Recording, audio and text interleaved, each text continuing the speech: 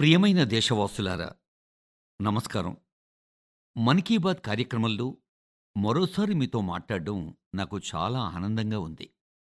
2026 సంవత్సరంలో సగం గడిచిపోతోంది. ఈ 6 నెలల్లో 'మన్ కీ బాత్'లో మన దేశ ప్రజలు సాధించిన ఎన్నో విజయాల గురించి మనం చర్చించుకున్నాం. జూన్ నెలలో కూడా మన దేశం కొన్ని మైలురాళ్లను సాధించింది. అవి ప్రతి పౌరుడికి గర్వకారణాలు. ఈ విజయాలు దేశ భద్రత, స్వావలంబనకు సంబంధించినవి. కోల్కతాలో జరిగిన ఒక నావికాదళ కార్యక్రమానికి హాజరయ్యే అవకాశం నాకు ఇటీవల లభించింది. అక్కడ INS Dunagiri, INS Sanshodhak, INS Agray నౌకల్ని భారత నావికాదళంలోకి చేర్చారు. ఈ నౌకల రూపకల్పన నుండి తయారీ దాకా ప్రతి పని స్వదేశీయులే చేశారు. మిత్రులారా, దేశం విమానయాన రంగంలో ఒక పెద్ద విజయాన్ని జూన్ నెలలోనే సాధించింది. స్వదేశీ తయారీ విమానం C-295. ఈ విమానం తన తొలి ప్రయాణాన్ని విజయవంతంగా పూర్తి చేసింది. ఇలాంటి 40 విమానాల్ని భారతదేశంలోనే తయారు చేస్తున్నారు. ఇది ఎంఎస్ఎంఈ ఏరోస్పేస్ రంగానికి ఒక కొత్త బలాన్నిస్తోంది. దీనివల్ల ఉపాధి అవకాశాలు పెరుగుతూ ఉన్నాయి. ఆత్మనిర్భర్ భారత్ కోసం సంకల్పం కూడా ఎంతో బలపడుతున్నది. ఈ నెలలో భారత రక్షణ పరిశోధన అభివృద్ధి సంస్థ DRDO స్వదేశీ long range land attack cruise మిసైల్ని కూడా విజయవంతంగా పరీక్షించింది. దీన్ని DRDO ప్రయోగశాలలు, భారతీయ పారిశ్రామిక భాగస్వామ్య సంస్థలు సంయుక్తంగా అభివృద్ధి చేశాయి. అంటే ఈరోజు మన భారతదేశం సముద్రం నుంచి ఆకాశం దాకా మరింత సురక్షితంగా, స్వావలంబన కలిగిన దేశంగా మారుతోంది. మిత్రులారా, భారతదేశ ప్రయత్నాల్లో యావత్ ప్రపంచం పాలుపంచుకున్న మరో కార్యక్రమం కూడా జూన్లోనే జరిగింది. ఆ కార్యక్రమమే అంతర్జాతీయ యోగా దినోత్సవం. ఈసారి ప్రపంచవ్యాప్తంగా 2500కు పైగా ప్రదేశాల్లో వివిధ యోగా కార్యక్రమాలు జరిగాయి. మన దేశంలోని వివిధ ప్రదేశాల్లో జరిగిన యోగా కార్యక్రమాల్లో కోట్లాది మంది ప్రజలు పాల్గొన్నారు. ఈ నెలలో అహ్మదాబాద్లో జరిగిన ప్రపంచ యోగాసన ఛాంపియన్షిప్ కూడా ఎంతో ప్రత్యేకమైంది. భారతదేశం 102 స్వర్ణ పతకాలతో మొత్తం 114 పతకాల్ని గెలుచుకుంది. ఈ ఛాంపియన్షిప్లో పతకాల పట్టికలో మన భారతదేశం మొదటి స్థానంలో నిలిచింది. మిత్రులారా, ఈ ఛాంపియన్షిప్లో విజేతలైన క్రీడాకారులందరికీ నా హృదయపూర్వక అభినందనలు. మిత్రులారా, ఏ దేశానికైనా ప్రజలే ఆత్మ. ఆ దేశ ప్రజలు ఒక సంకల్పం తీసుకున్నప్పుడు ఏ శక్తి వారిని ఆ లక్ష్యం నుంచి నిరోధించలేదు. దేశ నిర్మాణంలో ప్రజా భాగస్వామ్యం అనే ఈ శక్తి భారతదేశానికి ఒక గొప్ప ఆస్తి. ఈ ప్రజా భాగస్వామ్యం ఎన్నోసార్లు మన అనుభవంలోకి వస్తున్నది. మిత్రులారా, పశ్చిమాసియాలో నెలకొన్న యుద్ధ పరిస్థితి దృష్ట్యా నేను దేశ ప్రజలకు కొన్ని విజ్ఞప్తులు చేశాను. సాధ్యమైనంత వరకు కొంతకాలం పాటు బంగారం కొనడం మానేయాలి అని కోరాను. ప్రజలు విహారయాత్రల కోసం విదేశాలకు వెళ్లటం మానుకోవాలి అని సూచించాను. కార్ పూలింగ్ను ప్రోత్సహించాలి అని కూడా నేను విజ్ఞప్తి చేశాను ప్రజలందరితో. రైతులు రసాయన రహిత వ్యవసాయాన్ని అవలంబించాలని, తమ పొలాల్ని కాపాడుకోవాలని, సాధ్యమైనంత మేరకు సహజ ఎరువుల్ని మాత్రమే ఉపయోగించాలి అని నేను కోరాను. మిత్రులారా, నా విజ్ఞప్తికి మద్దతివ్వటమే కాదు, అన్ని విధాలుగా సహకరించిన మీకు, దేశంలోని ప్రతి పౌరునికి నేను ఎంతో ఎంతో కృతజ్ఞుణ్ణి. చాలా కుటుంబాలు తమ అనుభవాల్ని పంచుకుంటూ నాకు సందేశాలు పంపాయి. ఈసారి తమ ఇంట్లో వివాహాలకు బంగారం కొనకూడదు అని చాలా కుటుంబాలు నిర్ణయించుకున్నాయి. అవసరమైతే వాళ్ళు పాత బంగారాన్ని పునర్వినియోగం చేసి కొత్త ఆభరణాల్ని తయారు చేస్తారు. ఈసారి విదేశీ ప్రయాణాల్ని తాము ఎలా వాయిదా వేసుకున్నామో కూడా చాలామంది సామాజిక మాధ్యమాల్లో పంచుకున్నారు. మిత్రులారా, కారు పూలింగ్ గురించి కూడా ప్రజలు అనేక అనుభవాల్ని పంచుకున్నారు. ప్రతిరోజు తమ సొంత వాహనాల్లో ఒకే దిశలో ప్రయాణించేవారు ఇప్పుడు కలిసి ప్రయాణం చేస్తున్నారు. వీలైనప్పుడల్లా ప్రజలు బస్సులు, మెట్రోలను ఉపయోగిస్తున్నారు. దీనివల్ల పెట్రోలు, డీజిలు ఆదా అవుతున్నాయి. అదేవిధంగా దేశంలోని వివిధ ప్రాంతాల్లో సహజ ఎరువుల వినియోగం కూడా ఎంతో పెరిగినట్టు వార్తలు వస్తూ ఉన్నాయి. మిత్రులారా, భారతీయులందరూ ఈ ప్రపంచ సంక్షోభాన్ని కలిసికట్టుగా ఎదుర్కొంటున్నందుకు నాకెంతో సంతోషంగా ఉంది. ఈ ప్రజా భాగస్వామ్య శక్తి మనల్ని బలోపేతం చేసి విజయం సాధించేలా చేస్తుంది అని నేను ప్రగాఢంగా నమ్ముతున్నాను. నా ప్రియమైన దేశవాసులారా, మన దేశంలో పుట్టినరోజులు, పెళ్ళిళ్ళు కేవలం కుటుంబ వేడుకలు మాత్రమే కాకుండా యావత్ సమాజానికి ఉత్సవాలు కూడా. ప్రతి కుటుంబం తమ సంతోషాన్ని పక్కవారితో పంచుకోవాలి అని కోరుకుంటుంది. అతిథులకు బహుమతులు కూడా ఇస్తాం కదా. మిత్రులారా, మహారాష్ట్రలోని నాందేడ్‌లో ఒక కుటుంబం తమ సంతోషాన్ని పంచుకోటానికి చేసిన పని ఒక అద్భుతంగా మనకు ఆదర్శంగా దర్శనమిస్తోంది. అది పేట్కర్ కుటుంబం నాందేడ్‌లోని బహదూర్‌పురా గ్రామంలో నివసిస్తుంది. సంతోషాన్ని పంచుకోవాలి అంటే కష్టకాలంలో ఊరి ప్రజలకు అండగా నిలిచే కానుకను ఇవ్వాలి అని ఆ కుటుంబం నిర్ణయించుకుంది. తమ ఇంట్లో జరిగిన ఒక పెళ్లి సందర్భంగా ఆ కుటుంబం గ్రామంలోని సుమారు 3,500 మందికి ప్రమాద బీమాను ఏర్పాటు చేసింది. ప్రతి ఒక్కరికి రూ. 1,00,000 బీమా కవరేజీ అందించారు. ఈ నిర్ణయం, ఈ చొరవ వెనుక ఉన్న భావన ఎంత హృద్యంగా ఉంది. ప్రమాదం జరిగిన తరువాత కొన్ని కుటుంబాలు ఆర్థికంగా ఎంతో ఇబ్బంది పడటం, కష్టాల్ని ఎదుర్కోవటాన్ని ఆ కుటుంబం చూసింది. అలాంటి సమయంలో చిన్న సహాయం కూడా గొప్ప అండగా నిలుస్తుంది కదా. మిత్రులారా, ప్రభుత్వం దేశవ్యాప్తంగా లక్షలాది కుటుంబాలకు భద్రతా కవచాన్ని అందిస్తోంది. ప్రధానమంత్రి సురక్షా బీమా యోజన కింద కేవలం రూ. 20 వార్షిక ప్రీమియంతో, అంటే సంవత్సరానికి కేవలం రూ. 20 ప్రీమియంతో మాత్రమే రూ. 2,00,000 దాకా ప్రమాద బీమా లభిస్తుంది. ఇప్పటిదాకా 58 కోట్లకు పైగా ప్రజలు ఈ పథకంలో చేరారు. వీళ్లలో దాదాపు 28 కోట్ల మంది మన మాతృమూర్తులు, సోదరీమణులు, కుమార్తెలు, మహిళలు. ఆ తల్లులందరికీ నా నమస్కారాలు. ఈ పథకం ద్వారా లబ్ధి పొందిన కుటుంబాలు ఇప్పటిదాకా 3,700 కోట్ల రూపాయలకు పైగా సహాయాన్ని అందుకున్నాయి. మిత్రులారా, ప్రధానమంత్రి జీవన్ జ్యోతి బీమా యోజన PMJJBY ఇది కూడా చాలా ముఖ్యమైంది. ఈ పథకం ఒక వ్యక్తి ప్రమాదవశాత్తు విషాదకరంగా మనకు దూరమైన సందర్భంలో వారి కుటుంబానికి రూ. 2,00,000 బీమా కవరేజీ అందిస్తుంది. దీని వార్షిక ప్రీమియం కేవలం రూ. 436 మాత్రమే. అంటే రోజుకు కేవలం రూ. 1.5 మాత్రమే. ఇప్పటిదాకా 27 కోట్ల మందికి పైగా ఈ పథకంలో చేరారు. ఈ పథకం కింద దేశవ్యాప్తంగా దాదాపు 11 లక్షల కుటుంబాలు దాదాపు 22,000 కోట్ల రూపాయల సహాయాన్ని అందుకున్నాయి. ఈ గణాంకాలు చాలా ముఖ్యమైనవి. ఈ గణాంకాల వెనుక తమ సొంత గాథలతో కూడిన లక్షలాది కుటుంబాలు ఉన్నాయి. ఒకచోట ఒక తల్లి తన పిల్లల చదువుల్ని కొనసాగించేందుకు సహాయం పొందింది. ఇంకో చోట ఇంకో భార్య ఇంటి బాధ్యతల్ని నిర్వహించటంలో సహకారం పొందింది. మిత్రులారా, కొన్నిసార్లు ఒక చిన్న మొత్తంతో, ఒక చిన్న అడుగుతో గొప్ప భద్రత ఆరంభమవుతుంది. ఒక చిన్న నిర్ణయం కూడా పెద్ద మార్పుకు దారితీస్తుంది. మీరందరూ ఈ పథకాల గురించిన సమాచారాన్ని మీ కుటుంబాలతో పంచుకోవాలి అన్నది నా కోరిక.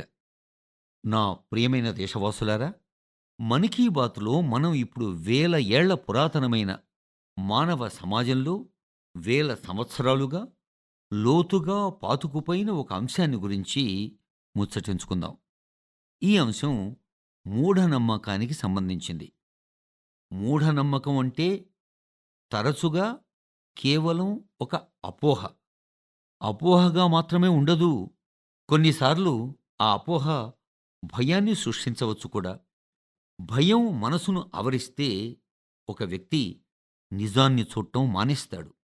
మూఢనమ్మకంలో కూరుకుపోయిన ప్రజలు తర్కించకుండా, నిజాన్ని తెలుసుకోకుండా చాలా హాని కలిగించే నిర్ణయాలు తీసుకోవడం కూడా ఆరంభించవచ్చు.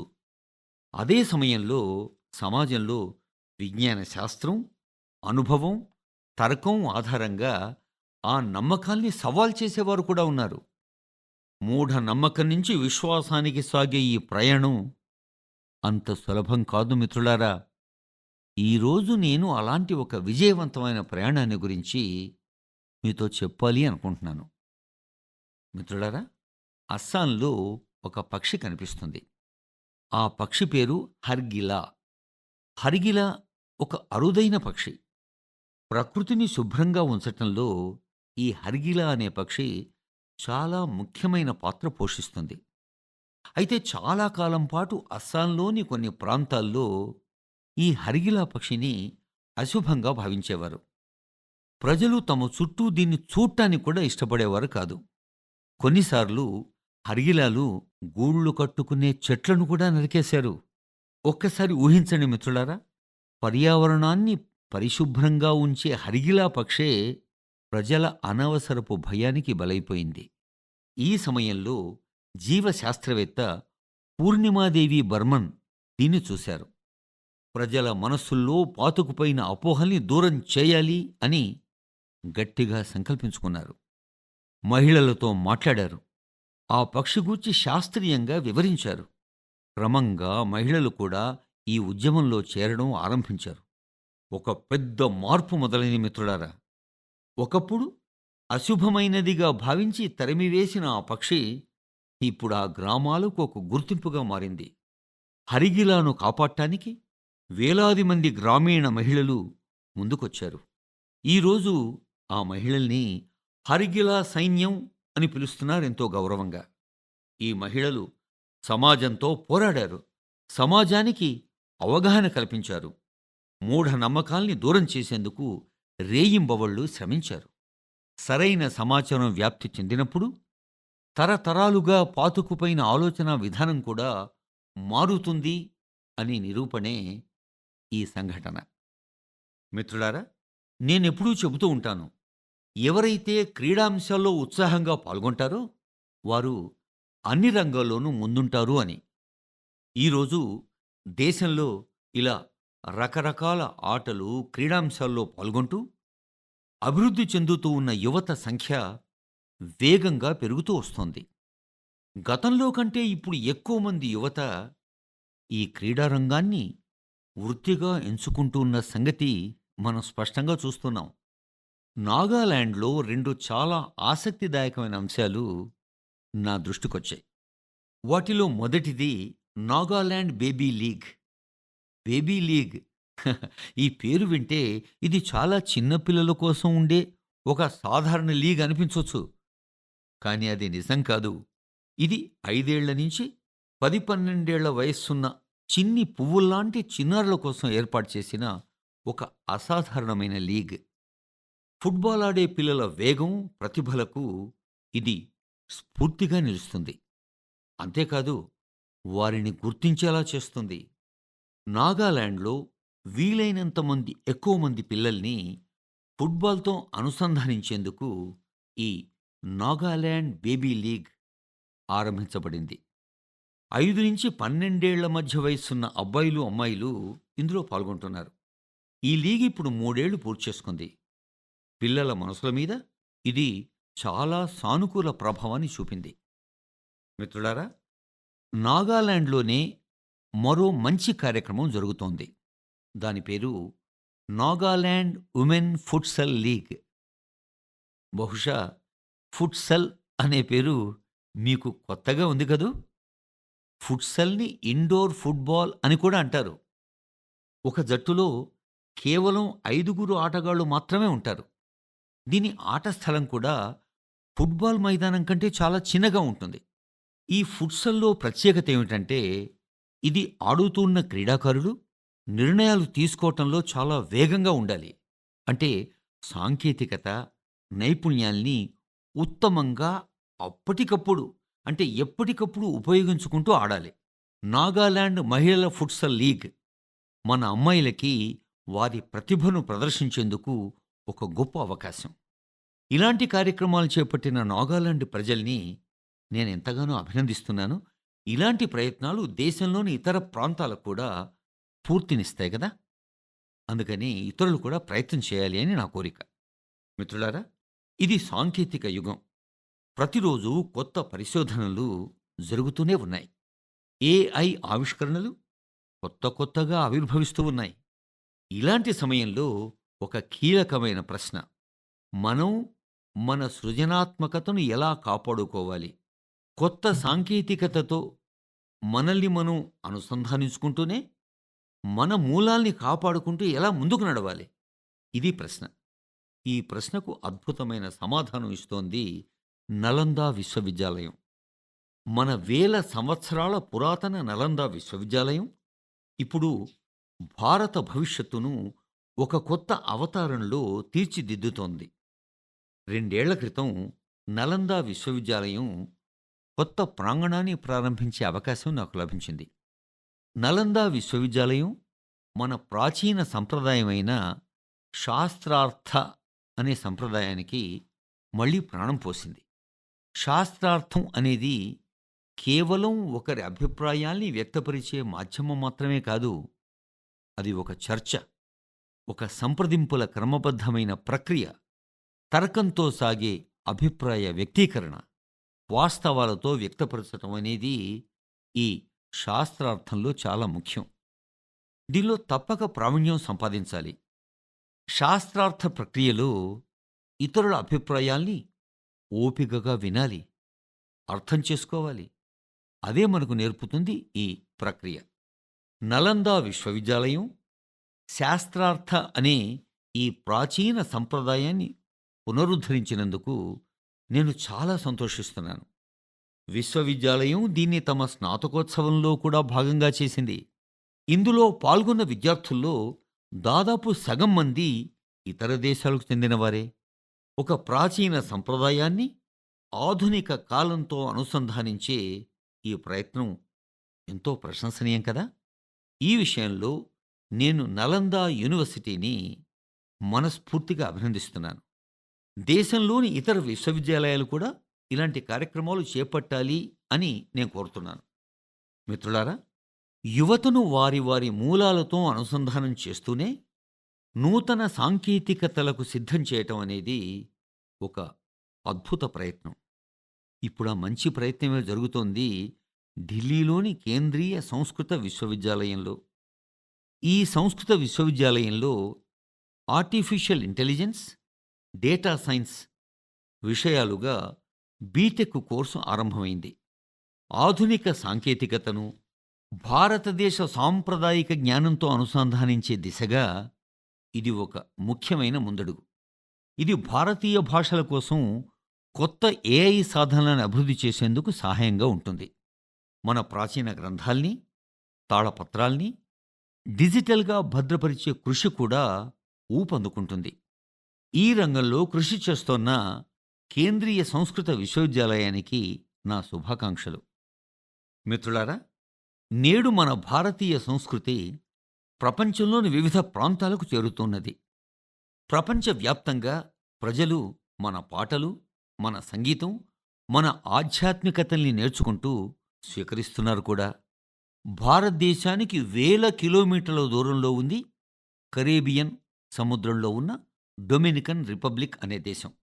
అక్కడ భారతీయుల సంఖ్య సుమారు 100, బహుశా అంతకంటే తక్కువే కావచ్చు.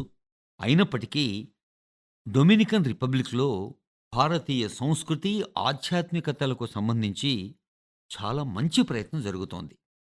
అక్కడ స్పానిష్ మాట్లాడే కొందరు వ్యక్తులు ఒక బృందాన్ని ఏర్పాటు చేశారు. ఆ బృందాన్ని బ్రహ్మకమల్ డొమినికానా అని పిలుస్తారు. ఈ బ్రహ్మకమల్ డొమినికానా బృందంలోని సభ్యులందరూ కలిసి వేద సాహిత్యాన్ని అధ్యయనం చేస్తారు. వేద మంత్రాల్ని ఉచ్చరించటం కూడా నేర్చుకుంటున్నారు. వారికి ఎలాంటి అధికారిక శిక్షణ అందలేదు. కానీ ఆడియో రికార్డింగ్‌లు వినటం ద్వారా వేద మంత్రాల్ని ఎలా సరిగ్గా ఉచ్చరించాలో నేర్చుకొని దాన్ని పాటిస్తున్నారు కూడా. ఈరోజు వారు అనేక మంత్రాల్ని చక్కగా జపించగలుగుతున్నారు కూడా. వీటిల్లో పురుష సూక్తం, స్త్రీ సూక్తం, శ్రీరుద్రం, దుర్గా సూక్తం, దేవీ మహాత్మ్యం ఇవన్నీ ఉన్నాయి. భారతదేశానికి ఎంతో దూరంగా నివసిస్తూ కూడా మన సంప్రదాయాల్ని నేర్చుకోవటానికి వాళ్ళు చేస్తున్న ప్రయత్నాలు ఎంత స్ఫూర్తిదాయకం మిత్రులారా! బ్రహ్మకమల్ డొమినికానా సభ్యులందరి ప్రయత్నాలకు నేను నా హృదయపూర్వక అభినందనలు తెలియచేస్తున్నాను. భారతీయ సంస్కృతిని ప్రపంచవ్యాప్తంగా ప్రాచుర్యంలోకి తెచ్చేందుకు నిరంతరం కృషి చేస్తున్న వారందరినీ నేను ప్రశంసిస్తున్నాను మనస్ఫూర్తిగా. నా ప్రియమైన దేశ ప్రజలారా, మేఘాలయ మేఘాలకు, అందమైన ప్రకృతి దృశ్యాలకు ప్రసిద్ధి. మేఘాలయ రాష్ట్రాన్ని సందర్శించిన ఎవరైనా అక్కడి ప్రజల ఆప్యాయతను చాలా కాలం పాటు గుర్తుంచుకుంటారు. కానీ మేఘాలయకు మరొక ప్రత్యేక లక్షణం ఉంది. దాని గురించి నేనీరోజు మన్ కీ బాత్‌లో మీతో పంచుకోవాలి అనుకుంటున్నాను. అదే మేఘాలయలో ఉన్న రూట్ బ్రిడ్జ్. మార్గం చూపించే రూట్ కాదు మిత్రులారా, ఇది చెట్ల వేర్ల రూట్. ఈ వేర్ల వంతెనల కథ ఎంతో ఆసక్తిగా ఉంటుంది. ఈ వంతెనలు కొన్ని రోజుల్లోనో, కొన్ని ఏళ్లలోనో నిర్మితం కావు. అవి అభివృద్ధి చెందటానికి దశాబ్దాలు పట్టొచ్చు. రబ్బరు చెట్ల వేర్లు క్రమంగా వాగుల్ని దాటుతూ వంతెనల రూపం పొందుతాయి. కాలక్రమేణా ఆ వేర్లు ఒక బలమైన వంతెనలుగా ఏర్పడతాయి. ఈ వంతెనలకు మరో ప్రత్యేక లక్షణం కూడా ఉంది. అవి సజీవ వంతెనలు. కాలం గడిచే కొద్దీ అవి మరింత మరింత బలపడతాయి. అవి మేఘాలయ ప్రజల సృజనాత్మకతను స్పష్టంగా ప్రతిబింబిస్తూ ఉంటాయి. సంవత్సరాల ఓర్పును, ప్రకృతి పట్ల ప్రగాఢమైన గౌరవాన్ని మనం స్పష్టంగా చూడొచ్చు. ప్రకృతి సహకారంతో మానవులు ఎలాంటి అద్భుతమైన విషయాల్ని సృష్టించగలరో ఈ మేఘాలయలోని సజీవ వంతెనలు నిరూపిస్తూ ఉన్నాయి. అవి మన దేశానికి, ఈ భూమికి ఒక గొప్ప వారసత్వ సంపద. మేఘాలయ వేర్ల వంతెనల్ని యునెస్కో ప్రపంచ వారసత్వ ప్రదేశాల నెట్వర్క్లో ఉంచేందుకు మన దేశం ఇప్పుడు దరఖాస్తు చేసింది. మిత్రులారా, వాతావరణ మార్పుల కారణంగా ఈ వేర్ల వంతెనలు అనేక సవాళ్లు కూడా ఎదుర్కొంటూ ఉన్నాయి. అలాంటి సమయంలో మేఘాలయ ప్రజలు ఈ సహజ వారసత్వాన్ని పరిరక్షించే బాధ్యతను ఎంత పవిత్రంగా స్వీకరించారో. గతంలో ఇలాంటి వంతెనల సంఖ్య నిర్ధారించేందుకు కూడా చాలా కష్టంగా ఉండేది. కానీ స్థానిక ప్రజలందరూ ముందుకు వచ్చి స్వయంగా లెక్కించడం ఆరంభించారు. ఈ వంతెనల నిర్వహణ బాధ్యతను సమూహాలుగా చేపట్టారు కూడా. ఇప్పుడు స్థానిక ప్రజలు 120కి పైగా వేర్ల వంతెనల్ని సంరక్షిస్తున్నారు. కొన్ని బృందాలు ప్రతి ఏటా ఈ వంతెనల పరిస్థితిని తనిఖీ చేస్తాయి. కొందరు చుట్టుపక్కల ప్రాంతాల్ని బలోపేతం చేసేందుకు నర్సరీలు కూడా ఏర్పాటు చేశారు. ఈ విధంగా వాటి సంరక్షణ కోసం ఒక సంపూర్ణ జీవావరణ వ్యవస్థే రూపొందింది. మీరు గమనించే ఉంటారు, ఈ సంవత్సరం హైలీవార్ గారికి పద్మ పురస్కారం లభించింది. హైలీవార్ గారు తన జీవితంలోని 50 ఏళ్లకు పైగా ఈ వేర్ల వంతెనల సంరక్షణ కోసమే అంకితం చేశారు. వారి అంకితభావం మనందరికీ స్ఫూర్తిదాయకం. మిత్రులారా, మీరు ఎప్పుడైనా మేఘాలయ వెళ్ళి ఈ వేర్ల వంతెనల్ని గనుక చూసి ఉంటే దయచేసి వాటి ఫోటోల్ని సామాజిక మాధ్యమాల్లో పంచుకోవటం మర్చిపోకండి. ఈ ఫోటోలు మేఘాలయ విశిష్ట వారసత్వాన్ని గురించి తెలుసుకోవటానికి అందరికీ ప్రేరణగా నిలుస్తాయి కదా. నా ప్రియమైన దేశవాసులారా, మన గ్రామాలు పరిశుభ్రంగా ఉండాలి, మన నగరాలు అందంగా కనిపించాలి అని మనం అందరం కోరుకుంటాం. కానీ మన చుట్టూ పేరుకుపోయే చెత్తను ఎవరు శుభ్రం చేయాలి? ఈ విషయాన్ని మాత్రం అరుదుగా ఆలోచిస్తాం. చాలామంది ఇది మరొకరి బాధ్యత, వారే శుభ్రం చేస్తారు అనుకుంటారు. కానీ మనలో కొందరు తమ ఆలోచనలతో, ఆచరణతో మనకు స్ఫూర్తిగా నిలుస్తూ ఉన్నారు. మధ్యప్రదేశ్‌లోని రాజ్‌గఢ్ జిల్లా బ్యావరాకు చెందిన కొందరు సోదరీమణుల గురించి తెలుసుకునే అవకాశం నాకు దొరికింది. వాళ్ళు తమ చుట్టూ ఉన్న ప్లాస్టిక్ వ్యర్థాల్ని తొలగించాలి అని గట్టిగా సంకల్పించారు. వేరే వాళ్ళెవరైనా మార్పు తీసుకొస్తారేమో అని ఎదురూ చూడలేదు, ఆశించలేదు కూడా. వాళ్ళే స్వయంగా నగరం నలుమూలలు తిరిగారు. ప్లాస్టిక్ వ్యర్థాల్ని, ఖాళీ సీసాల్ని సేకరించటం ఆరంభించారు. క్రమంగా ఈ ప్రయత్నం పురోగమించింది. ఆ తర్వాత ఆ ప్లాస్టిక్‌ని ఎకోబ్రిక్స్‌గా మార్చటం ఆరంభించారు. ఈరోజు ఈ ఎకోబ్రిక్స్ బహిరంగ ప్రదేశాల్ని సుందరంగా మలచేందుకు ఉపయోగిస్తున్నారు. రాజ్‌గఢ్‌లో గత కొన్ని నెలల్లో వందలాది కిలోల ప్లాస్టిక్‌ని రీసైకిల్ చేసి మెరుగైన ఉపయోగంలోకి తెచ్చారు. ఇంకో మాటగా చెప్పాలి అంటే, ఒకప్పుడు నగరాన్ని కలుషితం చేసిన ప్లాస్టికే ఇప్పుడు నగర సౌందర్యానికి దోహదపడేలా చేశారు అక్కడి సోదరీమణులు. పేవరా సోదరీమణులందరికీ, ఈ ప్రచారంలో పాల్గొన్న సహచరులకు నేను నా అభినందనలు తెలియచేస్తున్నాను. నా ప్రియమైన దేశ ప్రజలారా, ఒక చాలా ప్రత్యేకమైన అంశం మీద దృష్టి కేంద్రీకరించాలి అని సూచిస్తూ చాలామంది నాకు లేఖలు రాశారు. అది గణేష్ ఉత్సవానికి సంబంధించిన అంశం. గణేష్ ఉత్సవానికి ఇంకా చాలా సమయం ఉండొచ్చు. కానీ ఈ అంశం మీద ఇప్పుడే మనం దృష్టి కేంద్రీకరించాలి అని వారి కోరిక.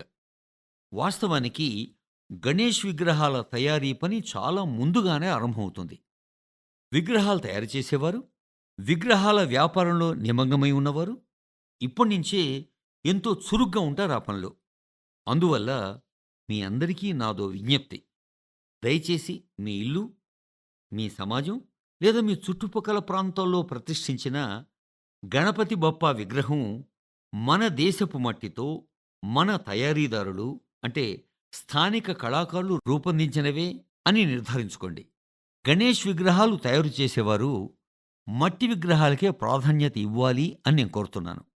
అలాగే విగ్రహాలు కొనుగోలు చేసేవారు కూడా ఆ విగ్రహం దేంతో తయారు చేయబడింది, ఏ దేశంలో తయారు చేశారో బాగా తనిఖీ చేయాలి. ప్లాస్టర్ ఆఫ్ ప్యారిస్‌తో చేసిన విగ్రహాల్ని నివారించాలి. మిత్రులారా, పూజ చేసిన తర్వాత మట్టి విగ్రహాలు నీటిలో సులభంగా కరిగిపోతాయని మీకు తెలుసు. ఈ మట్టి విగ్రహాలు మన నదుల్ని, చెరువుల్ని, పర్యావరణాన్ని కాపాడుతాయి.